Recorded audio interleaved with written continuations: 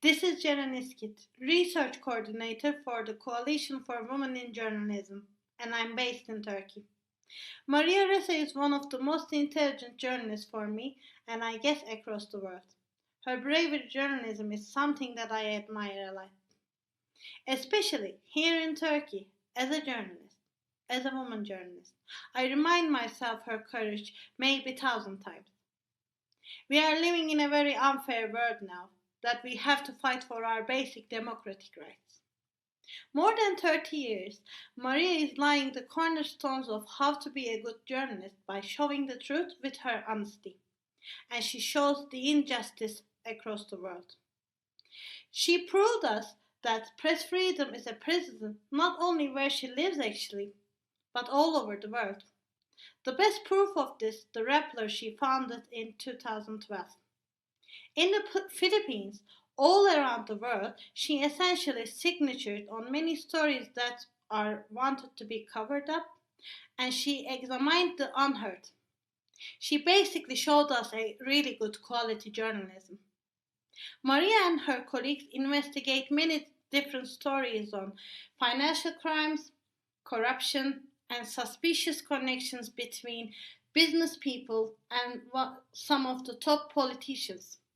Just because what she does, actually, she is now facing legal harassment, intimidation, threats of life imprisonment, and hateful campaigns launched by the government. They are aiming to undermine her credibility.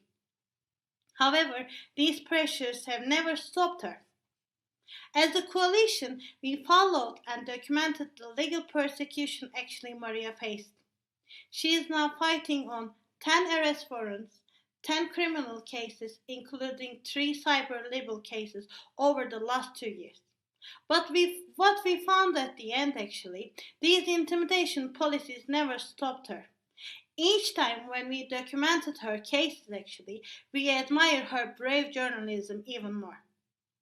I'm aware of the pressure exerted by the state as a journalist living in Turkey, which could go further and we can't imagine. As a journalist, as a woman journalist in Turkey, we face a lot of hate speech, online smear campaigns, legal persecution, some unfair charge of terrorism just because what we write about the truth. We could even stand behind the bars just only for a tweet that we post actually. That's why I empathize Maria a lot. But on the other hand, what I see from her is that pressures never discourage Maria. She proves us something even more now. She shows us how to raise our voices more, how strong we can be together actually. She shows us the importance of standing in solidarity now.